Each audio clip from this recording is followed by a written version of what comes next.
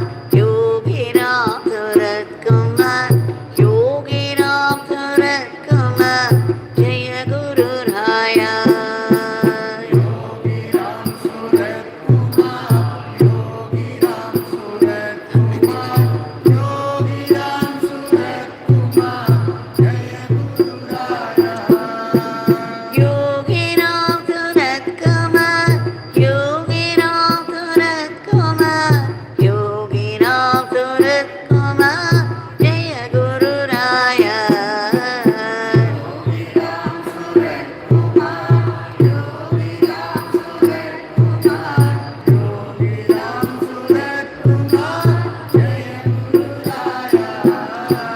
राम राम राम राम नाम Ram Ram Ram Ram Ram Ram Ram Ram Ram Ram Ram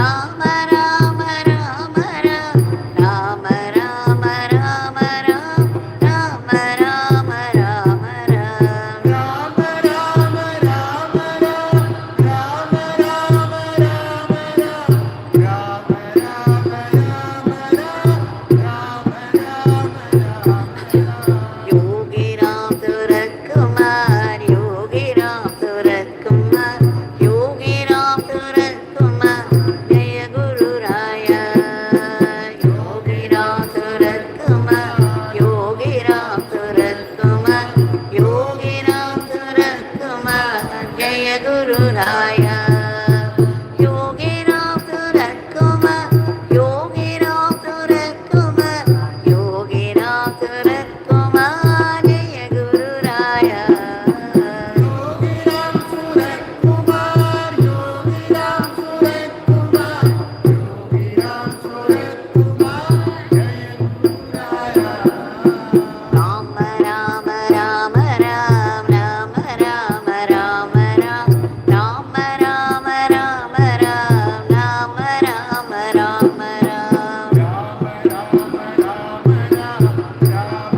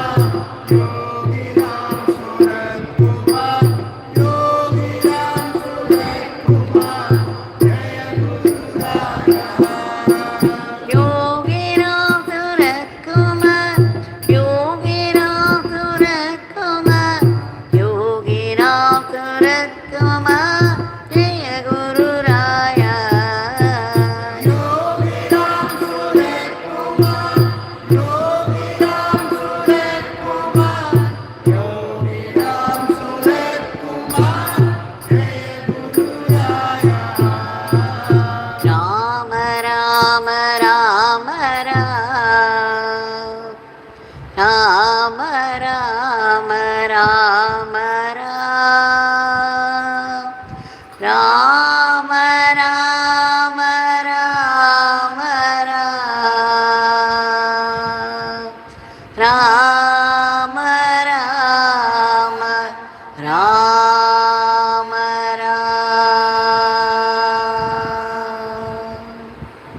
Bhagwan Shri Yogi Ramsuratkumar ki jai.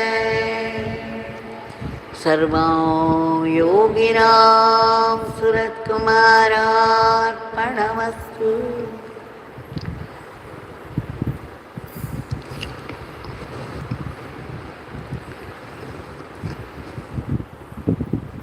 Once again, we find ourselves the powerful shrine of our Bhagwan.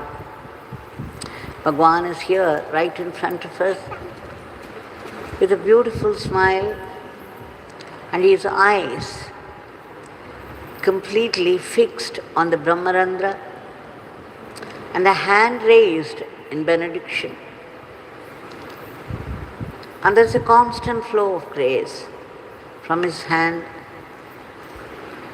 We have all been fortunate to be able to be here and to sing his powerful name.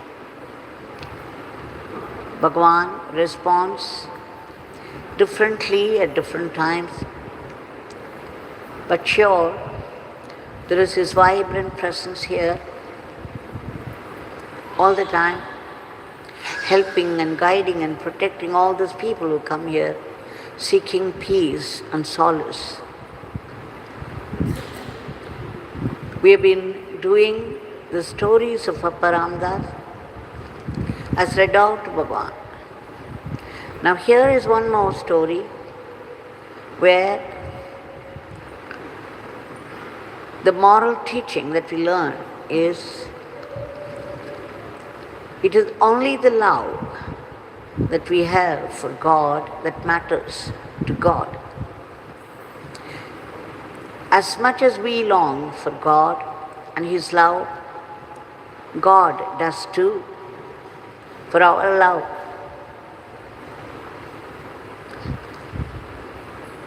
There was a butcher whose profession was that he was born in a low caste, and this was his profession, but somehow from the beginning he possessed this love for God. So much so, after some time, he found it impossible to kill the animals. But then there was no other go for him, there was no other profession, there was no other skill. So he had to buy the meat from other people, and he was selling them at moderate prices. But all the time, his heart was welling up with great love for Shri Hari. He was chanting his name and remembering Shri Hari and his love, and was filled with gratitude. No matter what profession, how despicable it was, killing animals and then selling their flesh. Though of course he stopped killing the animals, he was still selling the flesh of the animals, the dead animals, to people. But then he began to look upon everything and everyone as Shri Hari. And that's how he managed everything. He was using a stone as bait, a particular stone. He knew not much about it, but for him everything was Shri Hari. So even as he took the stone, the weighing stone, he would handle it as though he was touching Shri Hari. He would put it gently in the balance and put the flesh of the animal on the other. His heart filled with love for Shri Hari. Every day, as he was selling the flesh of the animals, he was doing it so gently and with great love for the people who came to get it and for Shri Hari himself. One day, a Vedic Pandit was going that side, and his eyes fell upon the weighing stone that was in his hand. That gave him a deep shock. He instantly recognized what the stone was. It was Shaligram, a divine stone found in the river of Gandaki. And the Purana says that Shri Hari manifests in that stone. So much so that the stone itself is being worshipped in the households of the Vaishnavas as Shri Hari. Now, as soon as the Vedic Pandit saw this stone being used for weighing the flesh by the butcher, he went into a deep shock, and then somehow he decided he would get it from him and put it in his puja room and do proper worship to that. So he approached the butcher and begged him, "You do not know what stone it is. It's meant only for puja. You please wash it and give it to me so that I will put it in the puja room and do proper puja for that." Now, as soon as he heard, the butcher, innocent as he was, regretted so much that he had handled the stone for weighing the flesh. It was all regret and repentant. He immediately washed it nicely and gave it to the Vedic Pandit to be put in the puja room for proper worship. Now the Vedic Pandit was very happy. He took it, and every day with the Veda mantras, he was doing puja. Vedic Pandit was also a devotee of God, and he was doing it to the extent possible for him with the Veda mantras. But then the stone that was Shri Hari, it's called a Shaligram. Shri Hari was unable to accept the puja done by the Vedic Pandit with the great Veda mantras, for Shri Hari in the form of that stone was missing the divine prema that the butcher displayed in handling him. Shri Hari remembered how with great love he would take that stone, hold it in his hand and put it gently in the pan for weighing. Of course, the butcher did not know at all the value of this stone. It was only an ordinary stone, but he saw only Shri Hari. So for him everything was Shri Hari. And that's how he was able to continue this profession of selling the flesh. Now Shri Hari began to long for his devotee, the butcher. He was unable to accept the puja as equal to the love of the butcher for himself.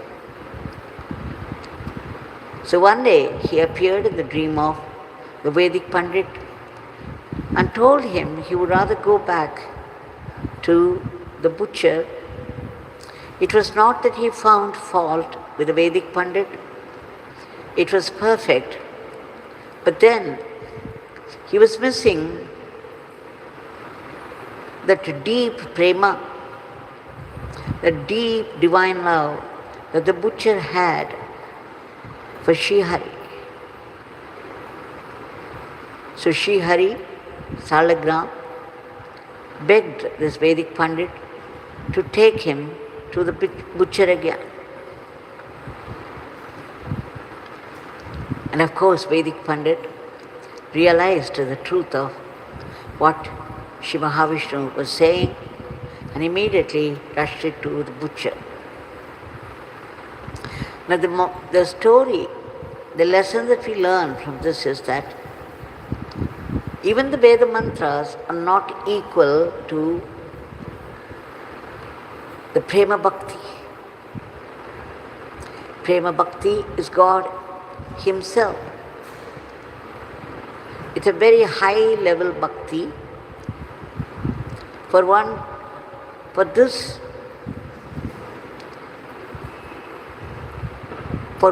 to get this Prema Bhakti, one should be a pure-hearted person,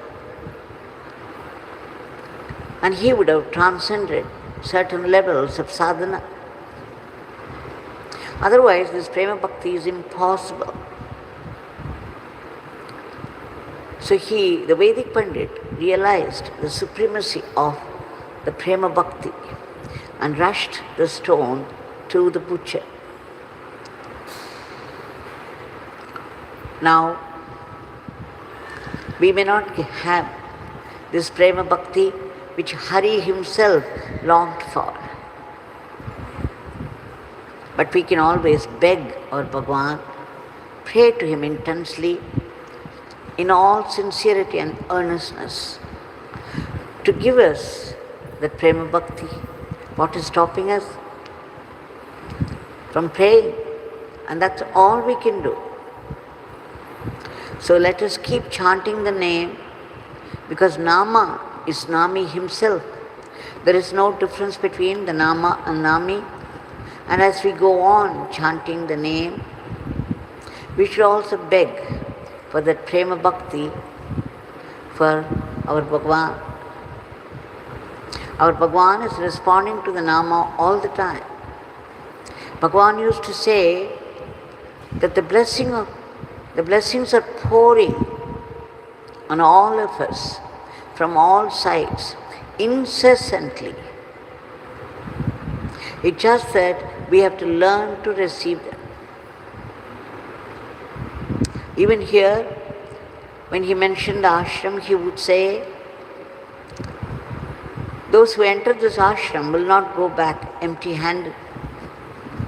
And that every moment they spend in the ashram, his father's blessings are pouring on them like rain. Whether they are aware of it or not, he said, this is Satyam. So,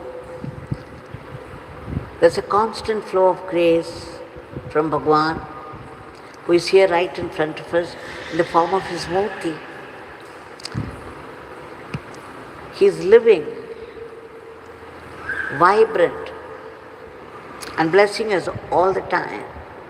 None of us can escape his attention anywhere.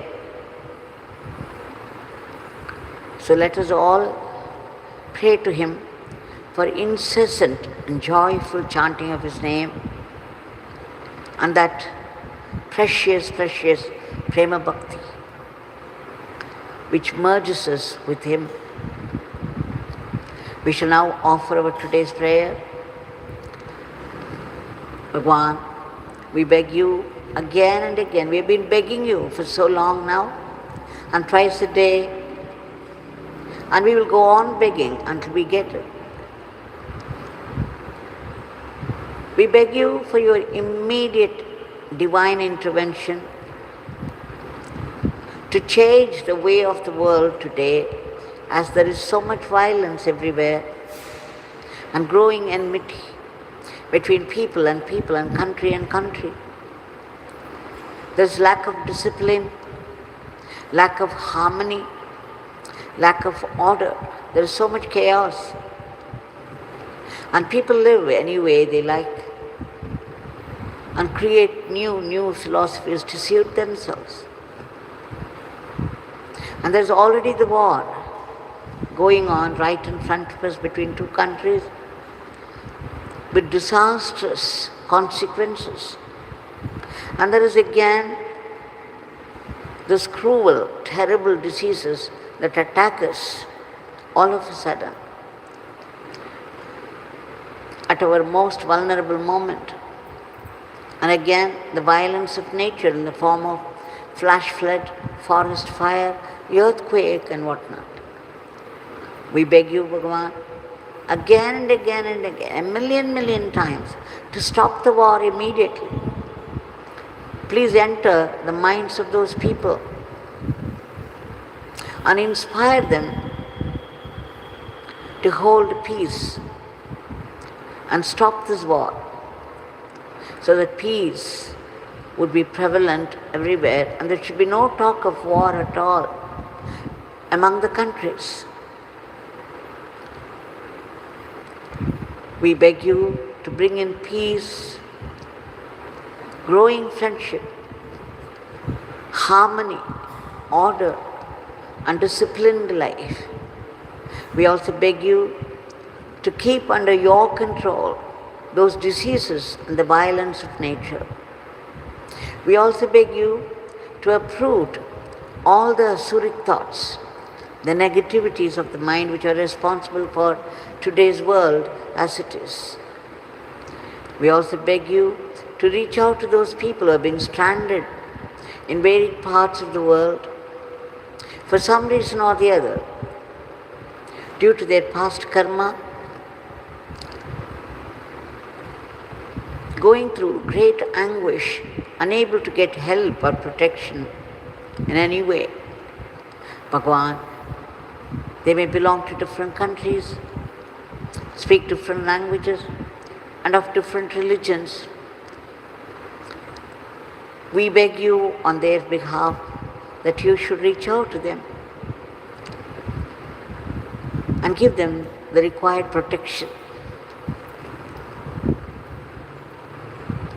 We also beg you to protect all those unselfish people who have been slogging for the all-round welfare of others from unhealthy, unworthy criticisms and aspiration, for they come in the way of constructive work. We also beg you to give a boost to our economy and promote the growth in varied fields of activity and raise up to the level of the world teacher to conduct the whole world in the path of Dharma, as predicted by the great masters. We beg you again, in all intensity, for ceaseless and joyful chanting of your name and unbroken remembrance of your leelas and teachings, so that all that would go into our Atma Shakti. We beg you again to bless us to be only sattvic instruments in your hands and not be rakshasic elements. Please bless us to run our everyday life as an offering to you and not be caught by the temptations of Maya. We seek that ultimate state of bliss and peace. But then we need to be purified. There is so much fear and poisonous anger and jealousy and sorrow leading to depression and passion, self-pride and growing desires. Only your Nama is perfect weapon to uproot all the sins that are behind these vasanas of our mind. Please bless us to purify our mind with your powerful Nama, wherever we are in the world and whatever we are doing. The work that we do, that's allotted to us in this birth, is your work. And knowing it, we should do it in the spirit of service to you, and that joyfully, without any unhealthy competition or jealousy. Bhagwan, please bless us to make it all into Atma Shakti. Please bless us to practice acceptance of whatever life brings to us, be it a joy or grief. Coming from you can only be a great blessing, and it would give us the required push towards you. God is so generous and compassionate that when He punishes us, for some past bad karma, He also puts a blessing in it for our transformation. If there is no suffering at all in life, would we ever turn to God? Impossible. And that's why God gives us suffering to go through. He cuts off every security, because we think that money is a security, our job is a security, relatives and friends are a security. But then, at the point when the bad karma begins to play up,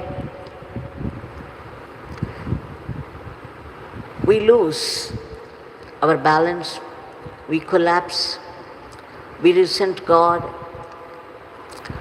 and then we begin to blame everyone else for our own failures. But then, out of compassion and generosity, Bhagwan converts all our adversities into great blessings. Bhagwan, please bless us to be grateful to you and to feel your vibrant presence everywhere and everything, and to know that it is your will that's behind all the happenings of life. We seek your powerful blessings for all the species of the cosmos, in whatever state of misery they are, to be lifted to a higher plane. And finally, we seek the redemption. Redemption from what? Liberation from what? From the vicious cycle of births and deaths, and from the tyranny of the ego, which is the root cause of our cycle of births and deaths. Please uproot this aham bhavam and fill us with atma bhava, and bless us with that immortal life, that eternal living and eternal servitude to you, that eternal supreme divinity. Jai Yogi Ramsuratkumar.